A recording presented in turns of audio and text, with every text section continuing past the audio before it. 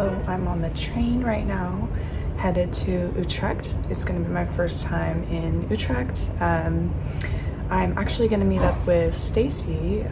A lot of you guys know her. She's another YouTuber, an American girl, who I talk to a lot, and she's someone that can kind of, you know, relate to my situation.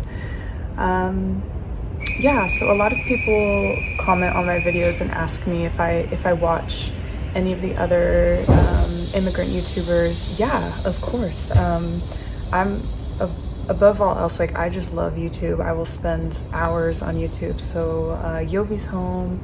I've learned a lot from her. I remember being at the store before I moved here, before my flight, getting medication, getting paracetamol, Tylenol, American Tylenol for my child, because she said the last thing you want to do when you move here, if your kid is sick in the middle of the night, you don't want to translate Dutch. So that's something that I learned from her. And then who else? Joey Jack. I love to watch his videos. He's someone that I really look up to in the way that he's been able to integrate. I mean, if you look at his older videos, he's talking just in English, just like I am. And his more recent videos, it's like beautiful Dutch. So I was like, okay. So yeah, that kind of encourages me, because sometimes I feel, wow, am I ever gonna learn Dutch that well? But he's been able to do it. So yeah, so those are some of the YouTubers that I watch. I'm really excited to meet Staci. She has a new baby, so and she lives kind of further south, so I think if she lived closer we would probably get together more often. But yeah, so looking forward to meeting her and seeing Utrecht.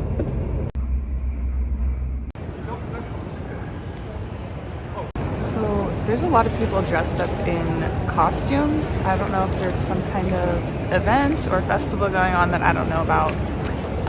But yeah, there's some really funny costumes going on in here.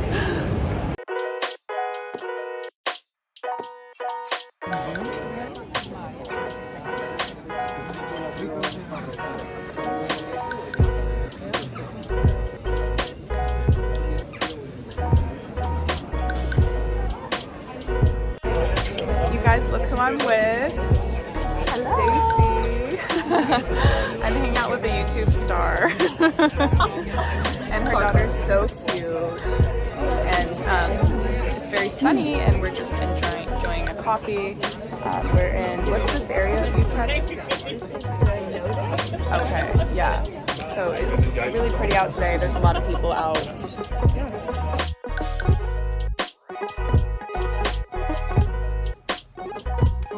You guys, Staci was such a cool person to get to know.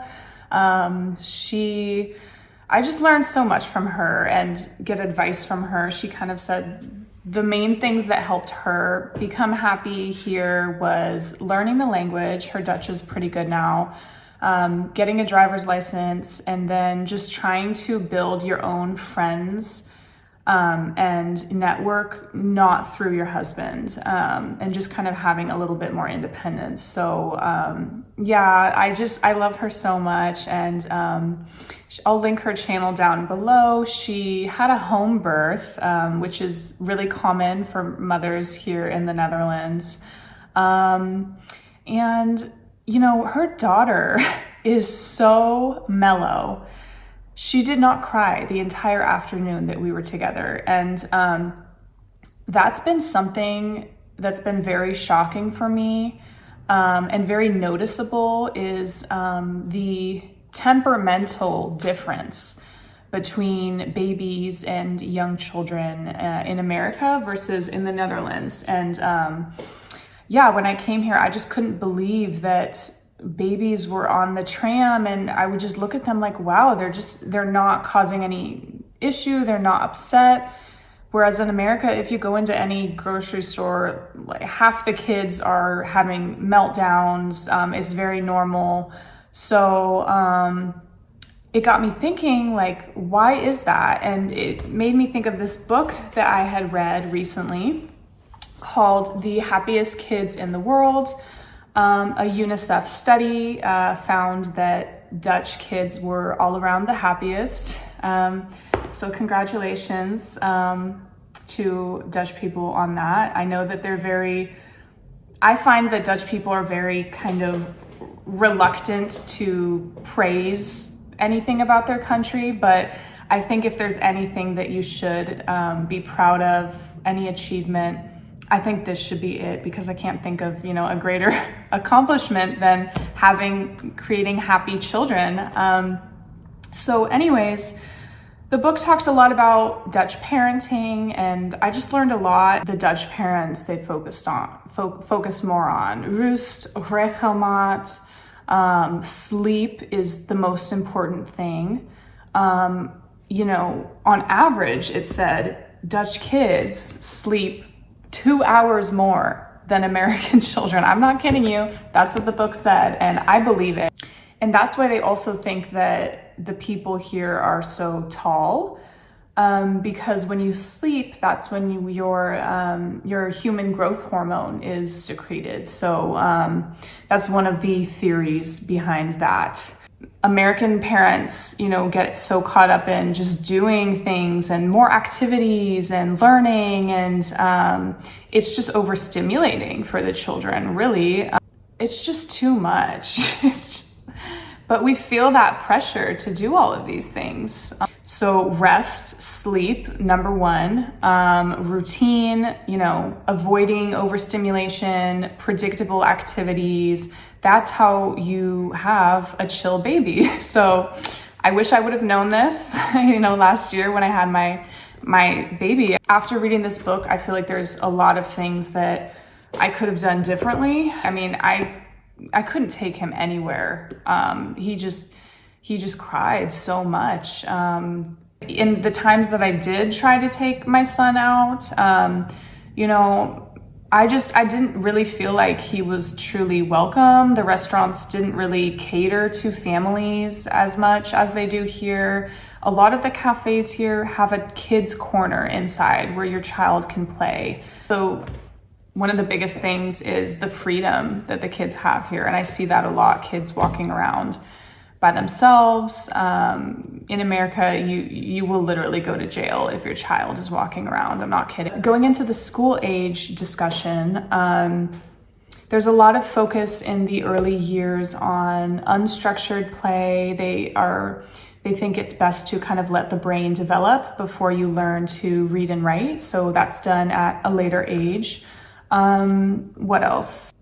Oh, the report cards, children's report cards, they include a very detailed, evaluation of their character and their social skills, and, how are they treating other kids? How are they keeping their desk tidy? Do they need to work on that? So I think that's, I don't know. I just think that's so cool, because there's so much more to a child's development than just, academics. When that's in America, that's only what the report cards show.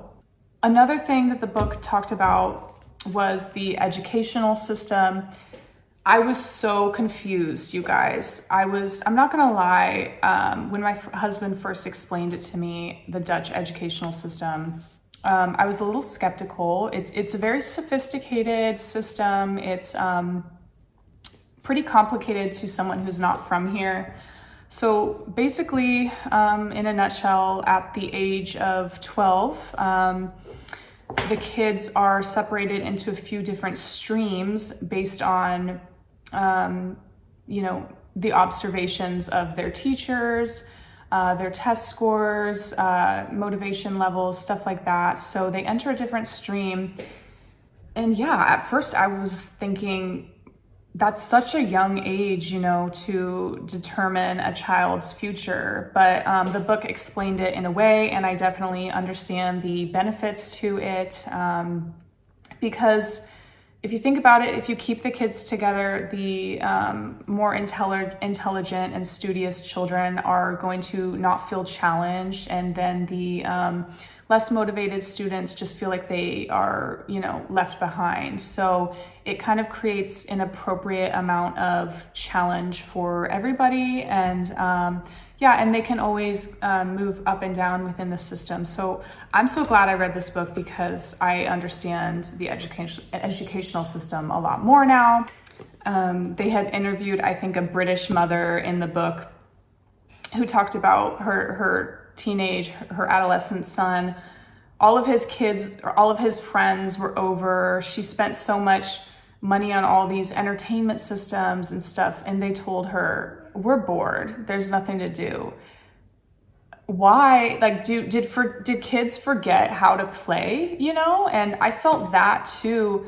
You know, there's billions of dollar industry to cater to parents in America thinking, oh, I just need to buy this and then I'll get a little bit more sleep, or I need to, you know, invest in this expensive bassinet or this sleep consultant, then my life will be a little bit easier, or he'll be entertained, he'll sleep longer.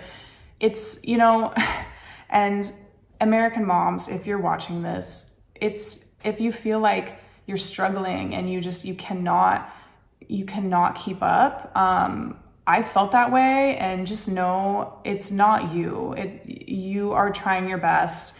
It's the system that is just pretty much impossible. I mean, first of all, the 40-hour work week is outdated. I mean, that was designed at a time when the mothers did stay at home and the father would work 40 hours, only one person. But now it's evolved into both parents, and just the expectations of the mothers is crazy. On top of, you know, you have to work 40 hours a week at least and breastfeed for the whole first year. That's expected of you. It's very frowned upon if you don't. And then there's also all of these, you know, like unspoken kind of cultural expectations, specifically on the moms. You know, I felt a lot of pressure to, for example, my son's first birthday party. I felt like that I had to throw this big party for him, and, you know, all this Pinteresty stuff, and somehow it felt like that was a measure of how much I loved my son, which is so ridiculous. And if you look at pictures, like, he didn't enjoy it. I didn't enjoy it. It was stressful. It was overstimulating for him. He's 1 year old. So I was fortunate enough to be able to take 5 months off before I went back to work. But most American mothers have to go back at 6 weeks, and you know, they don't really have any options. And I do think about how hard that must be and how unnatural that must feel. One of the reasons that I think American mothers, you know, do not get the help and the support in the village that they should have is, you know, they're not as honest about their struggles as they should be. They only really talk about the joy and the, you know, happiness that motherhood brings you. And they don't really discuss, you know, the challenges that comes with it.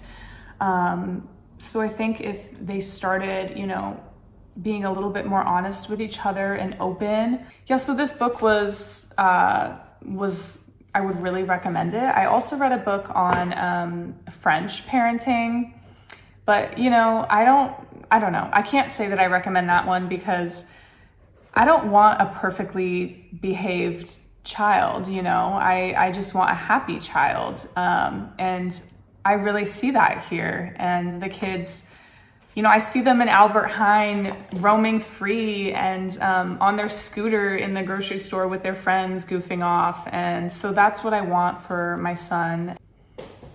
Okay, you guys, hope you enjoyed the video, and I'll see you soon. Bye. Rust, regelmaat en reinheid. Rust, regelmaat en reinheid. Rust, Regelmaat en reinheid. Rust, regelmaat en reinheid. I always, my husband says sometimes I kind of have like a Hispanic accent because I speak Spanish. A little bit of like an R roll. It influences my Dutch. My Dutch is going to end up being so weird, you guys. Rust, regelmaat en reinheid. Rust, regelmaat en reinheid.